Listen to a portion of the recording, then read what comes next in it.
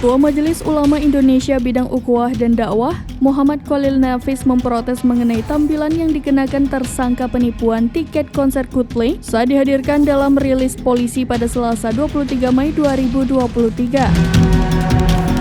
Hal itu diungkapkan oleh Khalil Nafis melalui akun Twitternya @khalilnafis pada Jumat 26 Mei 2023.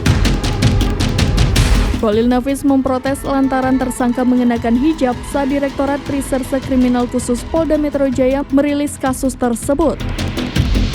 Khalil Nafis menyebutkan bahwa sudah berkali-kali memprotes model penjahat yang dipakaikan simbol Islam.